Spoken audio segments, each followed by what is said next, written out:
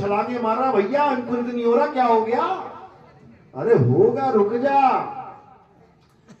समय आने दे, सब कुछ होगा। इसीलिए साहिब ने कहा कि जब नाम दीक्षा मिल गई, ज्ञान समझ में आ गया, सारी कहानी समझ गए, अब क्या करना है? कहे कबीर सुनो भाई साधो, मैं तो हूं विश्वास। कितने मिनट के लिए करना है विश्वास? कितने घंटों के लिए करना है? कितने महीने के लिए करना है? कितने साल के लिए करना है? अंत समय तक। अरे राम नाम रटते रहो, कब तक? जब लग घट में प्राण, और कब हूं दीन दयाल के भनक पड़ेगी गान। अब ये मत समझ लेना कि तुम्हारी आवाज सुनाई नहीं देगी उसे, वो सब सुन रहा है। अरे चींटी के पग नेवर बाजे तो भी साहिब सुनता है। तू क्यों चिंता कर रहा है? तू केवल टिक जा, टिक जा, बस टिकता ही नहीं है। क्यों? बिल्कुल उस बंदर की तरह। बंदर देखो, तुम कहो बंदर टिक जा भाई, कभी ऊपर कभी नीचे, कभी ऊपर कभी नीचे, कभी पाल के देख लेना, पता लग जाएगा। वो टिकता कब है? जब उसकी गर्दन बांध देंगे ना, उसके बाद टिक के बैठ जाएगा वहां पे, क्योंकि उसको पता है अब दौड़ने का कोई रास्ता नहीं बचा। इसीलिए जिसका मन अभी भी दौड़ रहा है, नाम लेने के बाद भी, समझ जाना भाई बंदर ही बनोगे जाके। अब बांध लो उसको अच्छे से, यानी द्वार धनी के पड़े रहो और धक्का धनी का खाओ। कब हूं धनी निवाजी है, जो दर छाड़ना। हाँ, तो कितने दर छोड़ के जा चुके हैं पता है तुम्हें? जो दर छोड़ के चला जाता है, अपने माने में तो वो सोच रहा है कि मैं परम विवेकी हो गया, मैं इससे भी आगे बढ़ गया, मैं नितिन दास के भी ज्ञान से आगे बढ़ गया। और असली मायनों में क्या हो गया? अरे आगे खोजे तो गिर पड़े और पीछे खोजे भुलाए। सार शब्द से आगे खोजे, बांधा जमपुर जाए। जमपुर की तैयारी करो भाई, क्योंकि जो तुम्हें एड्रेस बता दिया गया है वो फुल एंड फाइनल है। उसमें ना तो पौना इंचा कम, ना पौना इंच ज्यादा। याद रखना, जो तुम्हें बता दिया है वो अटल सत्य है। अब तुमने क्या करना है? उस अटल सत्य पे टिकना है। धक्के खूब पड़ेंगे, ये तो साहिब ने वाणी में ही तुम्हें बता दिया। धक्के खूब पड़ेंगे, धक्के खाने की तैयारी करो। जिसके ज्यादा धक्के पड़े, समझना उसका पुष्पों की वर्षा से स्वागत होगा। याद रखना, मटके पे खूब थपेड़े पड़ते हैं। जब कुम्हार मटका बनाता है, उसके बाद उसे खूब पीटता है अच्छे से, और जो अच्छे से पिटाई खाता है वो क्या होता है? वो सबसे अच्छे दामों में मार्केट में बिकता है जाके, क्योंकि उसको पूरा गोल कर दिया जाता है। तो ये मालिक की महिमा है। जिसके ज्यादा थपेड़े बज रहे हैं, समझ जाना कि गोल हो रहा है बढ़िया से, और ऐसे करके निकालेंगे कि क्या बात है। जैसे सोने को जब शुद्ध किया जाता है, क्या किया जाता है? तपाया जाता है। अब सोना कहे ये तो मेरा दुश्मन है, गुरु ऐसा थोड़ी नहीं होता, आग में डाल दिया मुझे। तो नितिन दास भी खूब थपेड़े मारता है अच्छे से। चेला वही है जो गुरु के थपेड़े सहे और अपने अंदर जो कमी है उसको ठीक कर ले, उसके बाद उसकी कीमत पड़ जाती है। हीरा भी घन की चोट खाता है। सोचो, जो महारानी के महाराजा के मुकुट पे जाके बैठेगा, पहले लोहे का घन खाएगा, वो ऐसे ही नहीं चढ़ जाएगा सिर पे। तो जब लोहे का घन पड़ेगा, अगर हीरा होगा तो सह लेगा, और कांच होगा तो टूट जाएगा, निकल जाएगा। तो जो हमारे पंथ से निकल जाते हैं, उनको गलती से भी हीरा मत समझ लेना कि अरे बड़े विवेकी बंदा था, वो पता नहीं कहां चला गया। विवेकी बंदा तो कहीं जा सकता है? नहीं जा सकता। इसका मतलब वो दिखावे का विवेकी था, वो कोशिश कर रहा था दिखावा करने की, लेकिन वो टिक नहीं पाया। क्यों? क्योंकि यहां पे दिखावा चलेगा ही नहीं, यहां तो असली घन पड़ेगा। नकली घन नहीं पड़ेगा थर्माकोल वाला जो फिल्मों में पड़ता है, यहाँ लोहे वाला पड़ेगा, बढ़िया वाला, और पूरी तसल्ली करा देगा। तो इसी को साहिब ने बोला है कि सत्य और असत्य का जब निबेड़ा होता है तो कष्ट तो बहुत आते हैं भाई, बहुत कष्ट आते हैं। वो तुम्हारी परीक्षा होती है कि ये थोड़े से कष्टों की वजह से सत्य को छोड़ के असत्य में जा रहा है, या सारे कष्टों को सह के निर्मल हो रहा है, पवित्र हो रहा है, कुंदन बन रहा है। ये तो परीक्षा सबकी होनी है, याद रखना। और जो बेचारे परीक्षा में फेल हो जाते हैं वो तुम्हें वापस कहीं ना कहीं खड़े मिलेंगे, कोई माता के दरबार में, कोई पिता के दरबार में, कोई दादा के दरबार में। जो थोड़ा सा भी कष्ट नहीं सह पाते वो चले जाते। कोई बताता है जी फलाना वहां पे ऐसे ऐसे होता है, वहां पे बकरा चढ़ा दे, सारे कष्ट दूर हो जाएंगे। महाराज जी जाके बकरा चढ़ा देते हैं। क्यों? पुरानी जो दिमाग में गंदगी भरी पड़ी है कि भगवान किसी जीव को कत्ल करवाने से खुश हो जाते हैं और तुम्हें खुशियां दे देंगे। अरे भैया, इस दुनिया का नियम है जो करोगे सो भरोगे। यहां तुम्हें हर बंदा ये समझा रहा है कि कर्म अच्छे करो, पाप कर्म मत करो, किसी जीव की हत्या मत करो। तो तुमने कैसे सोच लिया कि भगवान जीव हत्या से खुश हो जाएगा? ऐसा बिल्कुल नहीं है। इसलिए सबसे प्रेम करना है, सबको मालिक का बच्चा समझ के प्रेम करना है। सब तुम्हारे भाई हैं। लेकिन जहां सत्य असत्य का निर्णय आ जाए वहां कोई भाईचारा नहीं है। अब ये नहीं कि लठ बजा दो सिर पे उसके, यानी वहां पे पक्षपात भी नहीं करना है। ऐसा नहीं सोचना है मेरा भाई भी ईसाई है, मैं भी ईसाई हूं, अरे नितिन दास बात तो सही कर रहा है लेकिन नहीं, हम तो ईसाई रहेंगे। ईसाई रहो लेकिन सत्य को समझ के रहो, हिंदू रहो। मैं कोई धर्म चीज थोड़ी नहीं करवा रहा हूं किसी का। हिंदू है, हिंदू रहो लेकिन सत्य को समझ के रहो। मुस्लिम है तो मुस्लिम रहो, मैं ना बदलवाता तुम्हारा नाम, लेकिन सत्य को समझ के मुस्लिम रहो। इसी प्रकार सिख है तो सिख रहो लेकिन सत्य को समझ के सिख रहो। तो क्या होगा? जब सत्य को समझ लोगे तो पहले तुम केवल हिंदू थे, अब क्या बन गए? अब सच्चे हिंदू, क्योंकि सच को समझ लिया। तो जब सच्चे हिंदू बन गए तो क्या बन गए? सनातनी हो गए।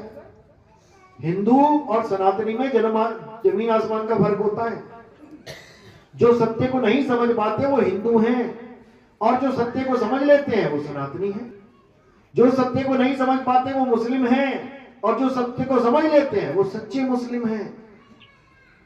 अब तुम कहोगे सच्चा मुस्लिम और झूठा मुस्लिम भी होता है? होता है। नहीं तो मुसलमानी देशों में किसी भी मुस्लिम को फांसी पे ना चढ़ाते वो लोग। मुस्लिम ही मुस्लिम को फांसी पे चढ़ा रहा है। क्यों? क्योंकि जो फांसी पे चढ़ रहा है वो सच्चा मुस्लिम नहीं है, तभी तो चढ़ रहा है वो। सच्चा मुस्लिम ही कभी फांसी पे चढ़ेगा क्या? नहीं चढ़ेगा।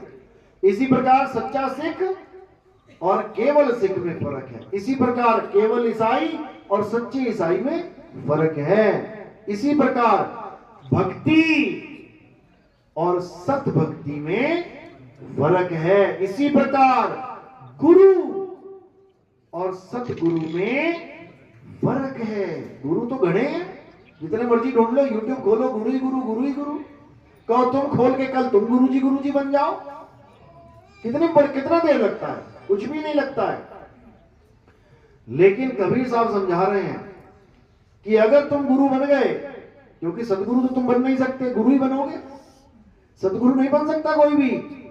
अगर तुम गुरु बन गए और तुम्हारे गलत ज्ञान की वजह से किसी को 84 में जाना पड़ गया तो क्या सजा है पता है? तुम डॉक्टर बन गए बिना डिग्री के। बहुत से बैठे हैं, दवाई भी देते हैं, इलाज भी करते हैं, लेकिन अगर एक बंदा भी मर गया तो फिर क्या होता है? फिर शटर बंद करके अंडरग्राउंड हो जाते हैं, समझ लो। लेकिन जो असली डॉक्टर है उसके यहां कोई बंदा मर गया तो क्या हॉस्पिटल बंद हो जाता है? नहीं होगा, क्योंकि वो डिग्री लेके बैठा है भाई। इसी प्रकार गुरु और सदगुरु में क्या फर्क है? ये जितने गुरु बैठे हैं ये केवल ज्ञान को पढ़ के ज्ञान को समझ के गुरु बैठे हैं बन के। किसी ने कोई ग्रंथ पढ़ लिया, किसी ने कोई ग्रंथ पढ़ लिया, किसी ने 4 बातें कहीं से सीख ली, किसी ने कहीं से सीख ली और गुरु बन के बैठ गए। लेकिन जो सतगुरु होता है वो किताबों का गुलाम नहीं होता है। उसके पास क्या होता है? अनुभव ज्ञान होता है। उसको किसी किताब से मतलब ही नहीं है। वो चाहे तो बिना ग्रंथों के ही तुम्हें पूरा सत्संग सुना दे, लेकिन हमारी बुद्धि का लेवल इतना छोटा होता है, हम उसी से प्रमाण मांगने लग जाते हैं। हमारे साथ भी यही हुआ था। जब मैं आया ना सत्संग करने, तो लोगों ने सबसे पहले यही सवाल रखे कि जो आप बोल रहे हो क्या प्रमाण है। मैंने कहा भाई अब मैं कहां से लेके आऊं, कौन सा प्रमाण है मेरे पास। फिर मैंने क्या किया, फिर मैंने ग्रंथ खोजने शुरू किए, देखो तो सही है क्या लिखा है ग्रंथों में। और जब मैंने ग्रंथों को पढ़ा तो पता लगा जो मैं बता रहा हूं वही सारे ग्रंथ बता रहे हैं, कुछ अलग है ही नहीं। यानी जब शुरुआत मैंने करी तो केवल अनुभव ज्ञान के आधार पर जब मैंने सत्संग किया तो तुम ही लोगों ने परेशान कर दिया मुझे। कई लोग कहते हैं नितिन दास तो ग्रंथों से सत्संग करता है, मैं तो एक भी ना करता। लेकिन मजबूरी है, क्योंकि तुम्हारी बुद्धि का लेवल अभी उतना नहीं है कि तुम मेरी बात को समझ पाओ। इसलिए मुझे नीचे से शुरू करना पड़ रहा है। इसलिए मुझे गीता खोल के समझानी पड़ रही है। बताओ मैं क्या गीता वाला दिखता हूं तुम्हें? क्या मैंने माथे पे पीला टीका लगा रखा है या पीले कपड़े पहन के राधे राधे कर रहा हूं मैं? लेकिन हमने जो गीता समझाई वो राधे राधे करने वाले कॉपी करने लग गए। बताओ, अरे हमारा कोई लेना ना देना गीता से मतलब नहीं, कुरान से हमारा कोई मतलब नहीं, बाइबल से हमारा कोई मतलब नहीं, किसी ग्रंथ से हमारा कोई मतलब नहीं, लेकिन हमारे द्वारा जो समझाया जा रहा है ये लोग उसी को कॉपी करने लग जा रहे हैं। अच्छी बात है, अच्छी बात है, कम से कम इसी बहाने एक तक तो पहुंचेंगे। अभी तक तो अलग अलग हो गए, अब एक तक आएंगे। और जिस दिन एक पे आ गए ये सारे, उस दिन सारे गुरु फिनिश। फिर कौन आएगा? फिर वो आएगा जिसकी महिमा के लिए ये सारे ग्रंथ गाए गए हैं। ये सारे वेद पुराण गीता भागवत ये सारी सब महिमा जिसकी गा रहे हैं, किसकी गा रहे हैं? उस देवों के देव महादेव, उस आत्म देव की महिमा गा रहे हैं सारे। लेकिन किसी को समझ में ही नहीं आ रही। कब समझ में आएगी? जब मूल ज्ञान को समझ लेंगे। और मूल ज्ञान बोलने वाले कौन हैं? सतगुरु बंदी छोड़ कबीर साहब हैं।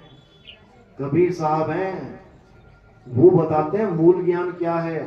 और जब वो बताते हैं तो सारा संसार नतमस्तक होकर सुनता है। ये उनकी महिमा है। इसीलिए बोला गया है और ज्ञान सब ज्ञानड़ी, कबीर ज्ञान सो ज्ञान। और जैसे गोला तोप का खाली करे मैदान।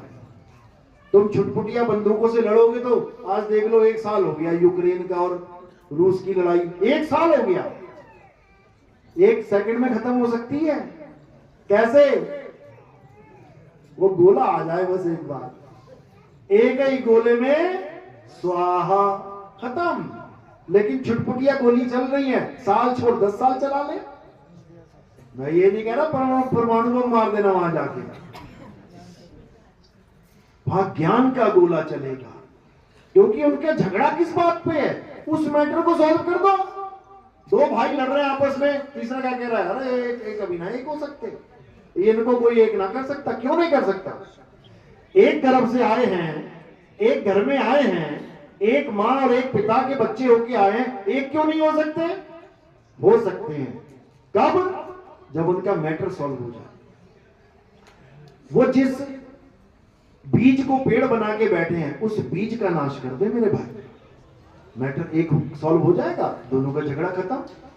इसी प्रकार इस संसार में जितना भी ज्ञान चल रहा है और जिस ज्ञान की वजह से आपस में लड़ाई हो रही है, झगड़े हो रहे हैं, लठ बज रहे हैं, गोली चल रही, तलवारें चल रही हैं, क्या वो ज्ञान किसी काम का हो सकता है? किसी काम का। इसलिए उस ज्ञान को खत्म करने के लिए एक गोला आएगा और उस गोले का नाम क्या है? ब्रह्मास्त्र। सुना है?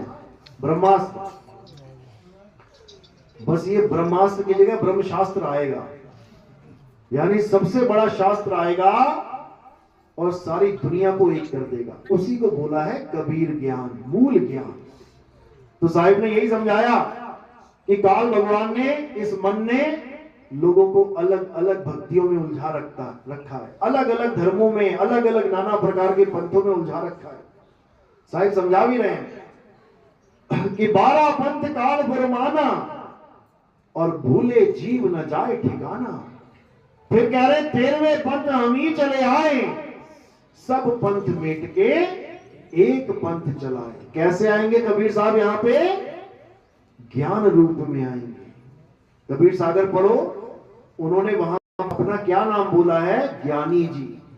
कि ज्ञानी जी यहां गए, ज्ञानी जी वहां गए, ज्ञानी जी इस देश में गए, ज्ञानी जी उस देश में गए, ज्ञानी जी इस लोक में गए, ज्ञानी जी उस लोक में गए। लोक तक नहीं छोड़ा, नाग लोक में गए, पितर लोक में, उसमें कुछ छोड़ा ही नहीं है, हर जगह गए।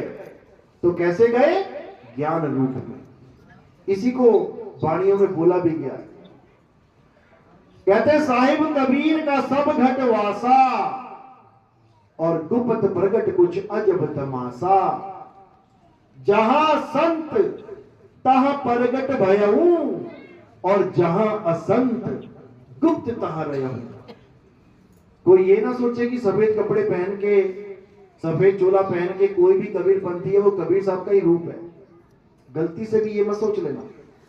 अपना भेद बता रहे हैं। जहां संत, संत का मतलब क्या होता है? संत का मतलब क्या होता है? संत का मतलब होता है सृष्टि का अंत। जो अपनी सृष्टि का अंत कर दे वही संत है। सृष्टि कहां है? सृष्टि कहां है? यही सृष्टि है। ये सृष्टि है तुम्हारी। आप मरे जग प्रलय हुई। जिस दिन तुम्हारी ये सृष्टि खत्म हो जाएगी, तुम्हारे माँ बाप भाई बहन तुम्हारे लिए खत्म हो गए। जैसे पिछले जन्म में तुमने सृष्टि खत्म करी, शरीर छोड़ा, अब बताओ तुम्हारे पिछले जन्म के माँ बाप कहां हैं? बताओ जरा। कौन सी गली में घर है, कौन सा शहर है जहां माँ बाप तुम्हारे बैठे रो रहे होंगे?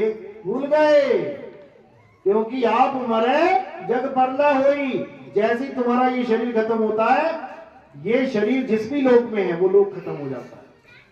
जैसे तुम स्वप्न में चले जाते हो, स्वप्न लोक में खूब लड्डू पेड़े बर्फी खा रहे हो, खूब नोटों की शैया पे सो रहे हो, खूब मजे कर रहे हो।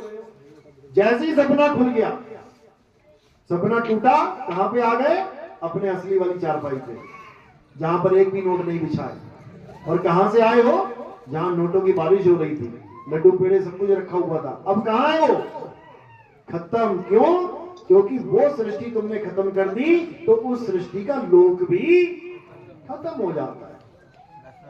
वरना आदमी का बस चले ना, सपने में लॉटरी जीत जीत के टोकरे भर भर के यहीं लेके आ जाए। अगर इसका बस चले, होता यही है। वहां पर भी, यहां भी सुख दुख भोग रहा है, सपने में भी सुख दुख भोग रहा है, लेकिन यहां का सुख वहां और वहां का दुख यहां नहीं ला सकता। दिक्कत ये है।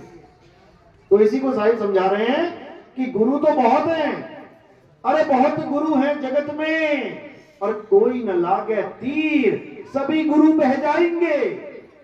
जागृत गुरु कबीर।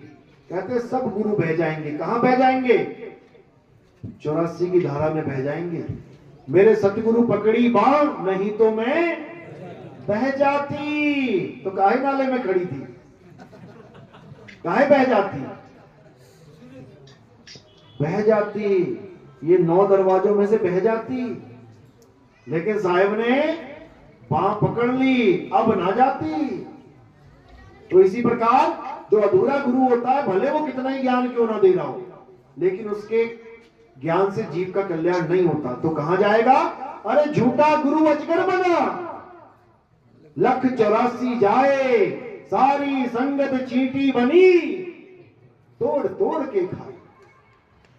वो चला जाएगा 84 में, और उसके बाद लाखों की जो भीड़ बना के बैठा हुआ था, अब वो लाखों चींटियां बन जाएंगी, और उसके बाद ऐसी खाल उधेड़ी जाएगी उसकी जीते जी, कि याद करेगा वो कि मैंने क्या गलती कर दी, क्या गुनाह कर दिया मैंने। इसलिए YouTube के माध्यम से फिर एक बार संदेशा भेज रहा हूं सब गुरु लोग को। अच्छी बात है, जितना ज्ञान दे दिया दे दिया। अब इस आत्म ज्ञान को समझ लो, अपने चेलों का भी कल्याण करवाओ, अपना भी काम जो है सिद्ध करो, अपना भी कल्याण करो, और इस मूल ज्ञान को, इस आत्म ज्ञान को पूरे विश्व में प्रचार करो। मैं ये नहीं कह रहा कि तुम अपनी गुरुवाई छोड़ दो, ठीक है। कई लोग साधु बन जाते हैं, अब कहते हैं गुरुजी का पैंट कमीज पहनाओगे क्या दोबारा? उनको टेंशन यही रहती है। दाढ़ी लंबी सी करवा ली, गुरुजी दाढ़ी कटवाओगे क्या? राजेश खन्ना कहने लग जाएंगे लोग। है, हुआ है हमारे साथ, बताया लोगों ने कि कम से कम दाढ़ी तो रामपाल जी के तो वो भी साफ हो जाता है सब मामला। उनको लगा यार यहाँ पर भी साफ हो जाएगा, तो ऐसा नहीं है। वो पीछे बाबा जी बैठे हैं, हमारे शिष्य हैं, बाबा जी को बाबा जी रहने देंगे, कोई दिक्कत नहीं है। लेकिन अपना और अपने शिष्यों का कल्याण करवाओ। हमारे गुजरात में भी कई ऐसे शिष्य हैं जिनके हजारों शिष्य हैं। उन्होंने खुद भी नाम लिया और अपने शिष्यों को भी नाम दिलवाया, कोई दिक्कत नहीं है। अब बुढ़ापे में कौन सा मैं रिक्शा चलवाऊंगा तुमसे? ठीक है, तुमने जितना काम किया, जितनी मेहनत करी, उसका तुम्हें इनाम मिलेगा, ऐसी बात नहीं, नहीं मिलेगा। लेकिन तुम इस वैर विरोध में रहो कि अरे ज्ञान तो सही दे रहा है नितिन दास, लेकिन अगर मैंने नाम ले लिया तो मेरे चेले छोड़ के उसके पास चले जाएंगे। बेटा छोड़ तो तू एक दिन दुनिया भी जाएगा, चेले तुझे क्या छोड़ेंगे? तू ही चेलों को छोड़ के निकल लेगा। नहीं निकलेगा तो बता दे।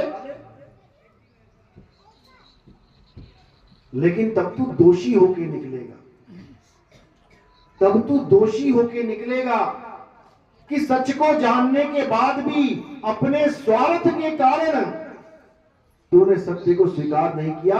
नहीं तो तेरे कारण हजारों उन जीवों को इस मुक्ति का भेद समझ में आ जाता। लेकिन जो हमारे साथ जुड़े हैं, धन्य भाग है उन गुरुओं के, उन संतों के, जिन्होंने वक्त रहते ये समझ लिया कि हमें सतगुरु नहीं मिला था, जिन्होंने ये समझ लिया और मूल ज्ञान के साथ जुड़ के आज हर जगह प्रचार चल रहा है। अभी आपको नहीं दिखाई देगा क्या हो रहा है। जब अंधेरा होता है, सूर्य के आने की तैयारी होती है, तब जल्दी नहीं समझ में आता कि क्या होने वाला है। जिसने कभी सूरज देखा ही नहीं उसको क्या पता कि अंधकार के बाद प्रकाश कैसा होता है। लेकिन देखते देखते देखते देखते देखते बंदा कहता बाप रे बाप, ये क्या हो गया, अंधेरा कहां चला गया। तो इसी प्रकार साहिब ने क्या बोला कि जब वो मूल ज्ञान आएगा, जब वो सत्य ज्ञान आएगा, तो सारे संसार का अंधकार खत्म हो जाएगा, ये सारा अज्ञान बह जाएगा। इसीलिए मदन साहब के ग्रंथ में ये लाइनें लिखवाई गई, कबीर साहब ने बोली कि चौथी गद्दी होई अवतारा, ताका चरित्र विदित संसारा, हम ही उनके सिर बैठ में आई और वासे पार कोई नहीं पाई। लोग कहते हैं ये नितिन दास अपने सिर पे फूल रखवा के आरती करवाता है अपनी। अरे मेरे भाई, अगर नितिन दास अपनी आरती करवाता होता ना तो अपने चरणों में फूल रखवाता। मेरे सिर पे रखने का क्या मतलब है? क्या तुम किसी के सिर पे रख के आरती करते थे आज तक? कभी नहीं। ये उसकी महिमा है कि नितिन दास उसकी आरती करवाता है, जो सिर पे बैठा हुआ है ये उसकी आरती चल रही है। और ये ग्रंथों में प्रमाणित है कि जब आखिरी अवतार आएगा तो उसकी महिमा होने से पहले उसकी पूजा आरती शुरू हो जाएगी। ये भविष्य मालिका में लिखा हुआ है। समझ लो, आज से कितने 100 साल पहले ये उस शब्द गुरु की तरफ जिक्र है। मेरी तरफ मत देखो तो तुम मुझे मरवा दोगे फालतू में। ये शब्द गुरु की महिमा है कि उसकी आरती लोग करेंगे बिना उसे जाने, बिना उसे पहचाने। राम जी की आरती हुई, राम जी को पहचानने के बाद। कृष्ण जी की पूजा हुई, सारी लीलाएं करने के बाद। अब शब्द गुरु की आरती क्यों हो रही है? क्या हो गया तुम्हारे साथ? क्या करवा दिया उसने तुम्हारे साथ? कोई लीला दिखाई क्या? लेकिन फिर भी आरती हो रही है। ये महिमा है उसकी, यानी बिना कुछ किए ही वो महिमा पाएंगे। ये भविष्य मालिका में दर्ज है, मैंने नहीं लिखा भैया, उड़िया भाषा में लिखा है, मुझे ना आती उड़िया, लेकिन सब धर्मों में उसकी महिमा गाई गई है। ईसा मसीह के धर्म वाले ईसाई महिमा गा रहे हैं, ईसा मसीह आएंगे, ईसा मसीह आएंगे आएंगे। तो तुम क्यों प्रचार कर रहे हो? रुक जाओ ना, वो आगे खुद कर लेंगे। तुम क्यों मिशनरियां बनी हुई है, तुम क्यों गली गली में हल्ला मचा रहे हो? अरे उनके लिए भी तो कोई काम छोड़ दो यार, वो क्या करेंगे फिर आके? क्यों? पैसे का धंधा, नोट का धंधा। मुसलमानों में कहा जाता है इमाम मेहदी आएंगे, पूरी दुनिया में सबको मुसलमान बना देंगे। और कुरान हदीस में लिखा है कि ऐसा समय आएगा जब हर जगह तबाही होगी, चिड़िया जमीन पे उतरेगी लेकिन उसको सूखी जमीन नहीं मिलेगी उतरने के लिए, इतना खून बह जाएगा। तो फिर मुसलमान किसे बनाएंगे? वो ये सारे मरीज आएंगे तो वो मुसलमान किसे बनाएंगे भाई? किसी को समझ में नहीं आ रही, क्योंकि ये गुप्त भेद है। ये इसलिए लिखे जाते हैं, भविष्य इसलिए बताया जाता है। हमारा भी एक भविष्य पुराण है, पता है ना? कल की अवतार नाम सुना किसी ने? कल की अवतार किसने सुना है? राम जी का नाम भी सुना है ना? राम जी ने किसको मारा था? रावण का नाम सुना है? कृष्ण जी ने किसको मारा? कंस का नाम सुना है? कल की किसको मारेंगे? नाम सुना है उसका? किसको मारेंगे? ये तो चलो हमने बता दिया, ये तो हमने बता दिया, नहीं तो कल की सब जानते हैं, लेकिन उसको नहीं जानते किसको वो मारेंगे। कल की का एड्रेस सब बता रहे हैं, संबल में पैदा होंगे। कोई कह रहा है उड़ीसा वाले संबल में, कोई कह रहा है यूपी वाले, मुरादाबाद वाले संबल में, कोई पता नहीं कहां के संबल में बता रहा है। अरे भाई कोई उसका भी तो एड्रेस बता दो जिसको मारेंगे, वो क्या रहता है? उसका किसी को एड्रेस नहीं पता। लेकिन ग्रंथ कहते हैं कि जो जिसको मारेगा वो दोनों जानते हैं एक दूसरे को, वो दोनों जानते हैं। राम भी रावण को जानते थे, रावण भी राम को जानता था। ये मत समझना कि वो जानता नहीं था, उसको पता था कि मैं किसके हाथों मारा जाऊंगा, वो सब कुछ जानता था। तो इसी प्रकार जिसका वध होगा उसको अच्छे से जाना जाता है कि कहां रहता है वो, और बताया जाएगा। उसके बाद तुम भी जान जाओगे उसको, क्योंकि तुमने भी वध करना है उसका। सब कुछ कल की थोड़ी नहीं करेगा, कुछ तुम भी तो करोगे। इसीलिए साहिब ने बोला है कि वो कौन है? वो तुम्हारा मन है जिसको कल की अवतार मारेंगे। और साहिब ने बोल रखा है ये कि मन को मार गगन चढ़ जाई, मान सरोवर बैठ न आई। जब